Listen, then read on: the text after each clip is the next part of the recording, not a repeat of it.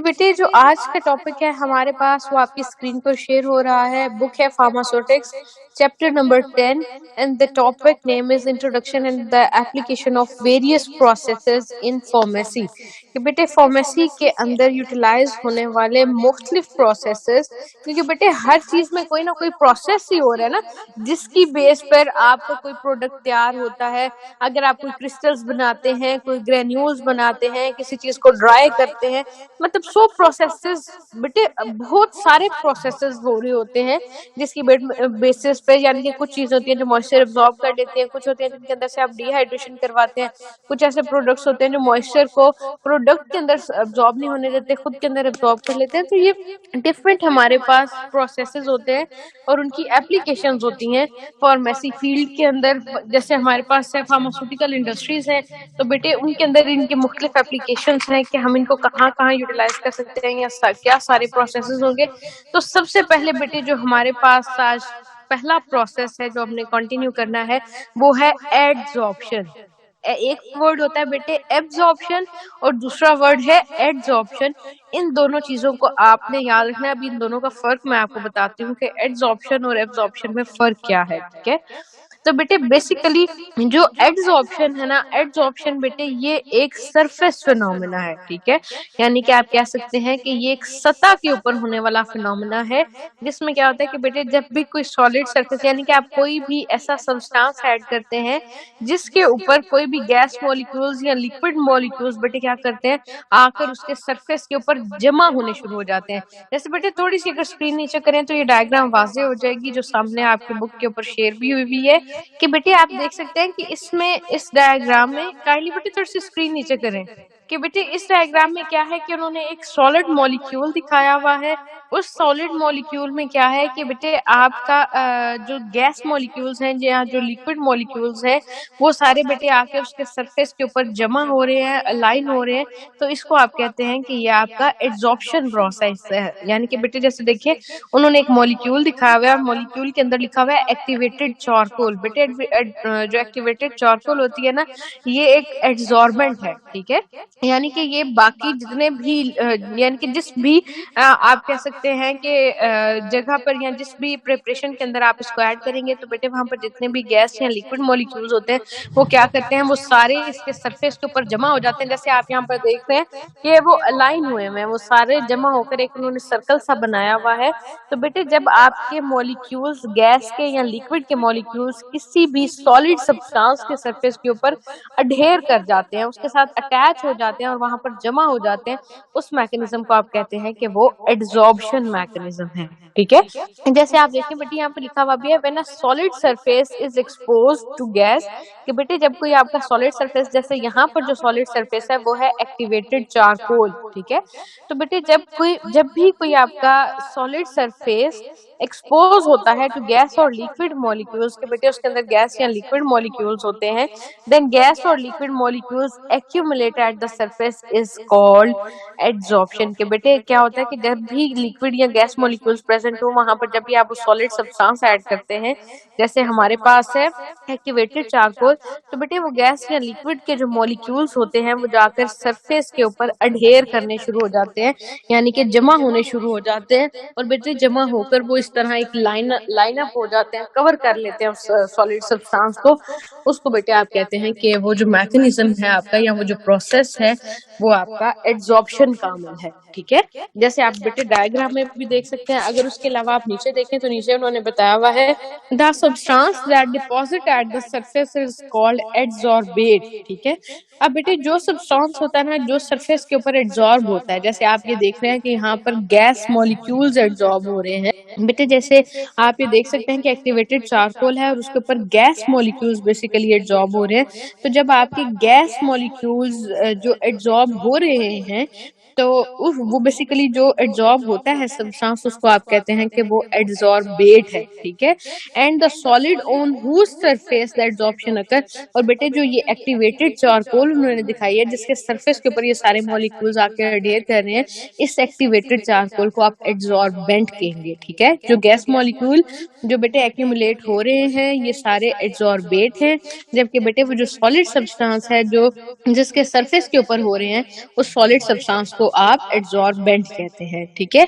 अब बेटे जैसे ये पार्टिकल्स आए, ये गैस पार्टिकल्स आए या लिक्विड पार्टिकल्स आए, तो बेटे ये आकर क्या करते हैं, आपके सॉलिड सरफेस के ऊपर अडहेर कर जाते हैं। तो बेटे वो अडहेर करते हैं तो वो किसी ना किसी फोर्स के या किसी ना किसी बॉन्ड के जरिए ये अटैच होते हैं ना, तो वो वहां पर उन्होंने बता दिया है अटैचमेंट ऑफ पार्टिकल कि the solid particles have more compact molecules than the liquid और द गैसेस। बेटे आपको मॉलिक्यूलर स्ट्रक्चर पता है सॉलिड्स का, गैसेस का और लिक्विड्स का।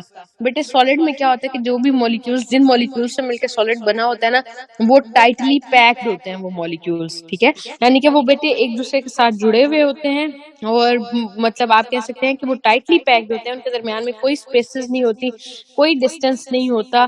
तो बेटे उनको आप कहते हैं कि वो आपके सॉलिड सरफेसेस हैं, या जिसमें बेटे स्लाइड डिस्टेंस हो, वो थोड़े थोड़े दूर हो एक दूसरे से मॉलिक्यूल्स, उनको आप लिक्विड कहते हैं। जिसमें बेटे बहुत ज्यादा गैप हो, बहुत ज्यादा डिस्टेंस हो मॉलिक्यूल्स के दरमियान, उनको आप गैसेस कहते हैं।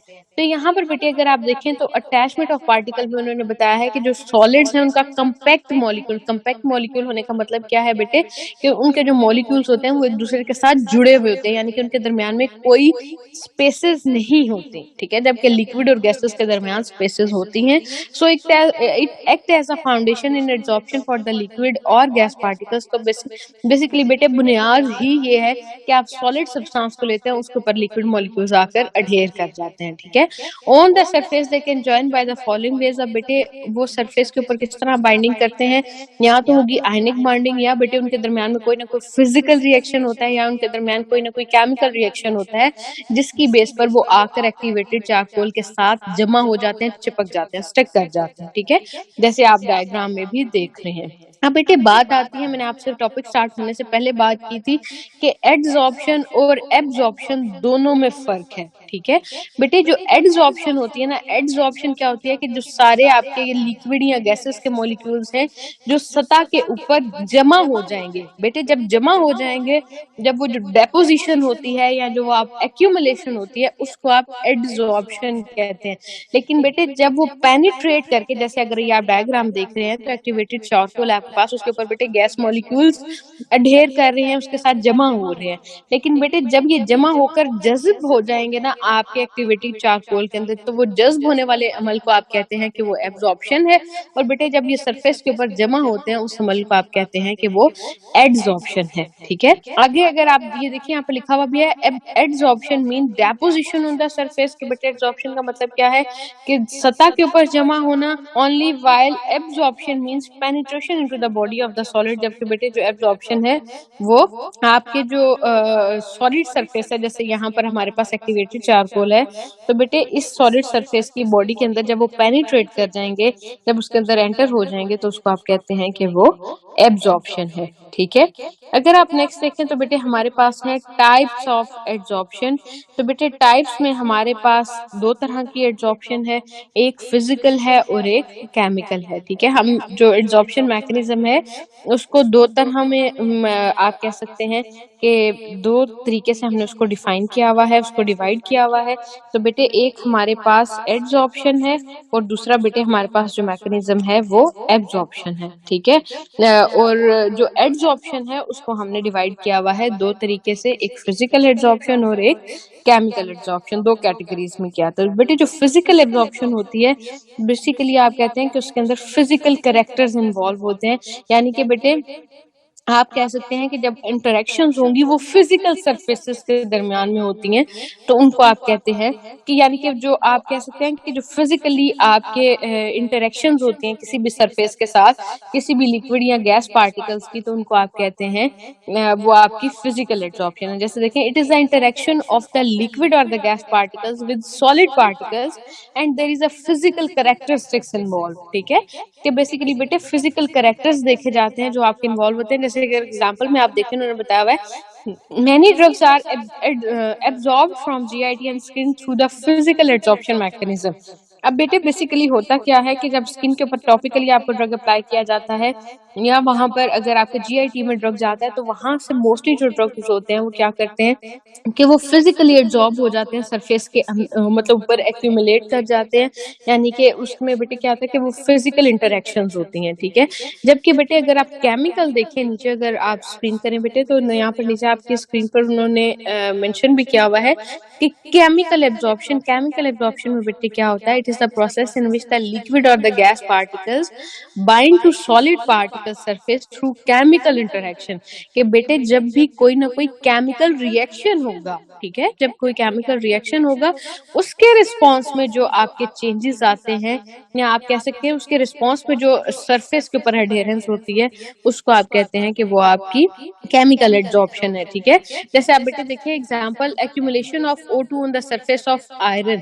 कि बेटे जैसे रस्टिंग का मैकेनिज्म होता है जिसमें आप कहते हैं कि जंग लगना एक मैकेनिज्म होता है, उसमें क्या होता है कि आपका जो सरफेस कोटिंग होती है, यानी कि बेसिकली क्या होता है कि आपका जो इन्वायरमेंट में आपकी जो ऑक्सीजन होती है वो आपका जो आयरन सरफेस होता है उसके ऊपर जमा होनी शुरू हो जाती है, जहां पर बेटे वहां पर रस्टिंग का मैकेनिज्म होता है। तो वो किस वजह से होता है कि बेटे वहां पर केमिकल रिएक्शन होता है जिसके बाद वहां पर रस्टिंग होती है, ठीक है। तो जिसको आप जंग लगना कहते हैं। तो ये बेटे जब केमिकल कोई रिएक्शन होकर आपका वो बाइंड करे सरफेस के ऊपर जमा हो तो उसको आप कहते हैं कि वो केमिकल आपके हैं एब्जॉर्प्शन है। और जब बेटे कोई फिजिकली हो कि बस फिजिकली आपने उसको अप्लाई किया जिस भी सरफेस एरिया पे, तो वहां से बेटे अगर एब्जॉर्प्शन हो तो उसको आप कहते हैं कि वो आपकी फिजिकल एब्जॉर्प्शन है, ठीक है। अगर बेटे आप नेक्स्ट देखें तो नेक्स्ट हमें उन्होंने बताया में है फैक्टर्स अफेक्टिंग एब्जॉर्प्शन। कि बेटे फैक्टर्स बहुत ज्यादा इंपॉर्टेंट होते हैं एब्जॉर्प्शन के मैकेनिज्म में। सबसे पहला जो फैक्टर है वो है बेटे सरफेस एरिया। बेटे सरफेस एरिया में क्या है कि हमें जितना ज्यादा सरफेस एरिया मिलेगा एब्जॉर्प्शन का मैकेनिज्म उतना ज्यादा होगा। यानी कि अगर बेटे मैं कहती हूँ कि मेरे पास एक सरफेस एरिया वो 4 सेंटीमीटर का, एक है वो 2 सेंटीमीटर का, बेटे अब जो 2 सेंटीमीटर का है उसका जो एक्सपोज एरिया वो है ही 2 सेंटीमीटर, और एक है वो 4 सेंटीमीटर है, वो बड़ा है। यानी कि जो उसका एक्सपोज्ड एरिया है टूवर्ड्स एयर वो बड़ा है।